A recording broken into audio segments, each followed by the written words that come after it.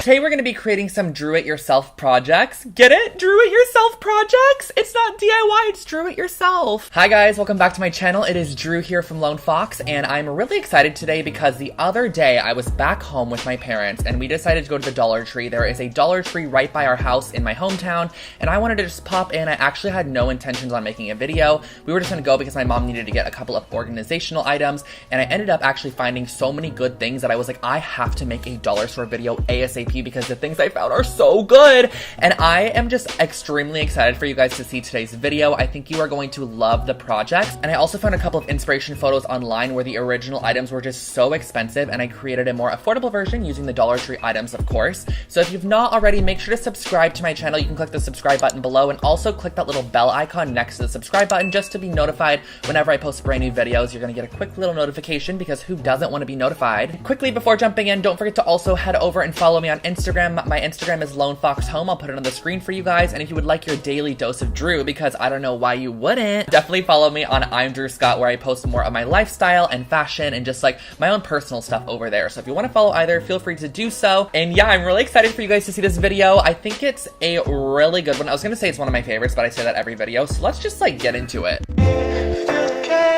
Alrighty guys, so jumping into project number one, we are recreating this Madison frame from Anthropologie's website. I think it's so beautiful, but the price tag is $188, so we're going to recreate that at just a fraction of the price using some canvases and faux flowers from the dollar store. I'm also going to be using some gold paint, a wooden dowel, hot glue, scissors, and a paintbrush. So what I'm starting off by doing is taking the faux flowers off of the actual stems. You can just pull them off, and a majority of these were from the dollar store, but I did actually use a small bundle that I found at Michael's craft store. It was on sale in the fall floral section for 70% off, so it ended up only being like $2 for the bundle. So I kind of cheated a tiny bit here, but it's still super affordable, so I figured that it was fine to use. And then what I did was I brought a cardboard box outside and I laid my florals out just to give them a little bit of space in between.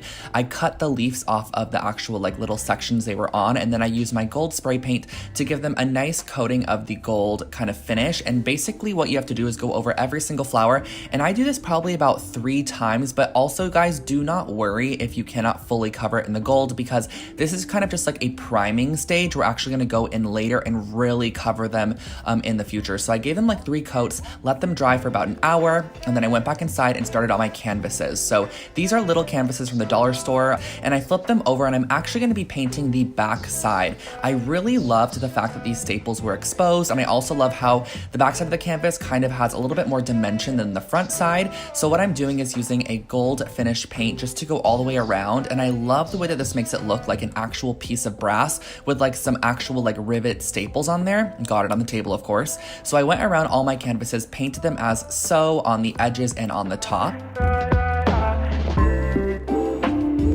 Once done with that, you can use a wooden dowel. I got this one at Michael's. I think it was like 80 cents, so it worked out perfectly. And as you can see, this orange flower has so much of the orange showing. But what I did was I actually used my flowers and just created a cluster across this dowel, kind of to match that similar Anthropologie vibe the other one did have. And I just played around with this. I glued wherever I felt was necessary. I glued leaves in to fill in spots. I glued flowers on top of flowers. I really just filled in the section to make it look really full and very beautiful. And I flipped it over on the back side just to add a little additional glue to make sure that it was super secure. And once that's done, this is where I'm telling you guys you can go back in and add the most, because a lot of the sections aren't going to actually be showing. So flip it in a 360 direction and spray this thing to death. Like, I swear you guys, spray it, give it the most spray paint, and the more layers you give it, the more of a brassy kind of metallic finish that the flowers actually get. So next what I did was I laid out all of my golden frames along with that little flower section at the top, and I flipped them over. I kind of scattered them out to kind of give them a very random-esque look, and then I used a little bit of black string, tied a knot,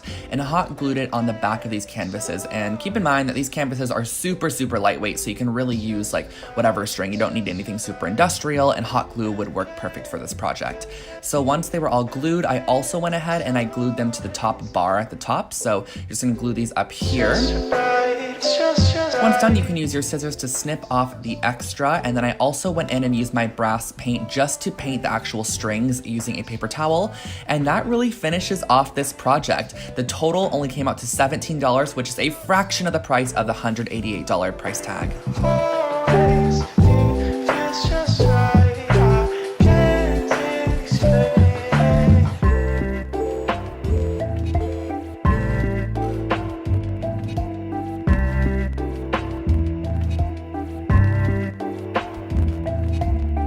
So moving into project number 2, we are going to be using some wreath forms. You get a 2-pack for $1, and we're also going to be using some wire cutters, white spray paint, gold paint, and a paintbrush. So this is artistic wire, as you can see by the title of it. I got this at Michael's. It was originally $8 for the pack, but I used a 50% off coupon, so I got it for just $4 for the entire pack. And what I'm going to start off by doing is actually taking the wire, wrapping it around the outermost section of the wreath form a couple of times, and then I actually worked in a couple foot sections. This is kind of similar to the weaving tutorial where you work in like 8-foot sections at a time, but I think for the wire, I probably worked in about 3-foot sections at a time, just so that it didn't get tangled or anything like that. And this wire is super thin and very easy to move, so don't worry about that. It's just kind of like a stiffer string if you think about it, but this is gonna add so much texture to the outside. And basically what I did was I wrapped it around, and then at some sections, I actually wrapped it in a loop around the center post. So I wrapped it around a couple of times as shown here, and then in some sections, I went in,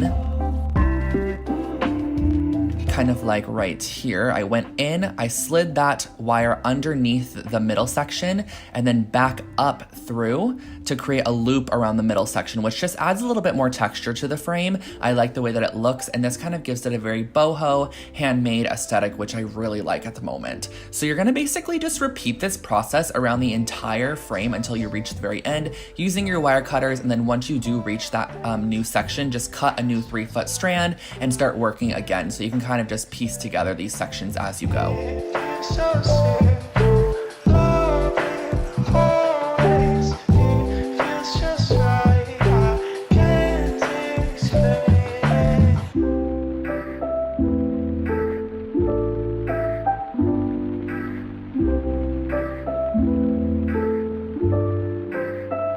Now it does kind of look like this may take a while, but honestly guys, it took me maybe 25 minutes max. I just listened to a couple songs and I was good. So this is a first paint job I did. I didn't like it, but I wanted to share it with you guys anyways. I used some masking tape and I was gonna create kind of a sunburst with some gold spray paint. So I sprayed that on there with the masking tape and then I removed it, and I just did not like the way it looked. I think I would have liked it a bit more if the black posts weren't in there, but I ended up going in with some white spray paint and just covering the entire thing, and then using a little bit of that gold paint to just go around the edge and kind of do a little handwork on this. So I went around and just very tediously added some gold paint around the edge and also onto like the wires, and then I also did it to the center section as well. So in the end, I thought this frame looked super cute. It ended up only costing $3 to create, and I just printed a photo off and glued it on the inside, and it was good to go.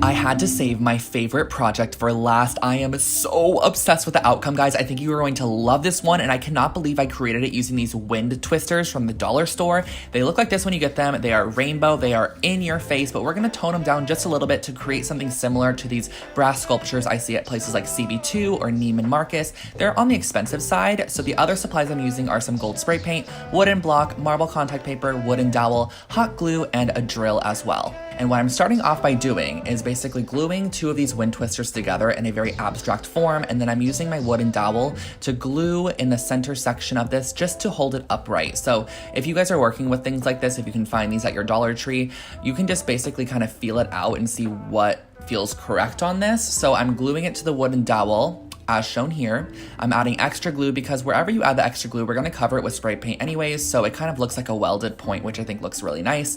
And I'm also using one of the diamond-shaped ones as a solo piece just because I wanted to create 2 options for you guys. So I'm adding some extra glue to make sure it's super secure, bringing it outside and giving it a good dosing, or dousing, I guess you could say. I mean, I guess I probably should have said dousing of gold spray paint. So I'm flipping it over, giving these multiple coats on each side because we need to cover up that rainbow. It's not very aesthetic for the home, so I'm covering it up, and then my box had some little holes in it, so I kind of put it in there and sprayed it really nicely to make sure that everything was fully coated in that brass spray paint. And then I got these little wooden blocks at Michael's. These were $2.50 each. Well, they were actually $5. Use a coupon. 250, you know what I'm talking about.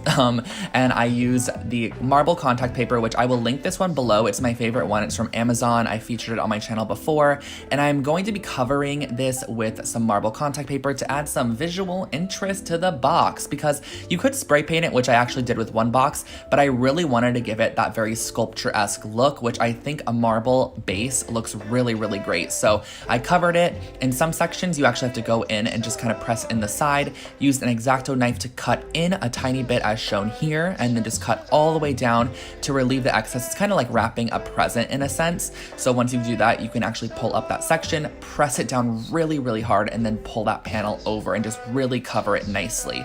Cut off the excess, and yeah, however you want to cover your block with your marble contact paper is completely up to you. I feel like it's pretty self-explanatory if you see what I'm doing here. But yeah, I just went in, cut off the excess, and that's my little marble block. It turned out really, really beautiful. It actually looks like a piece of marble. Very happy with it. And then with one of my other blocks, I just used a matte black spray paint just to give it a nice coating, because I felt like a black base was also very common in these sculptures. So once I was done with that, I went in with my drill and I just drilled down the center. These boxes are actually hollow. My head was in the way the whole way, which is just great, but I did it again right here. I drilled down the center point, drilled back up, and then all you have to do is bring this inside, add some hot glue to the base, add some hot glue to the whole section. I just piped a lot of it in there just to make sure it was super secure. Press it down inside, make sure that it meets the bottom section, it's standing up straight, and you are good to go, you guys. These sculptures turned out amazing, and they literally cost either $5 or $6, depending if you use one or two of the wind twisters, and I just absolutely love this project.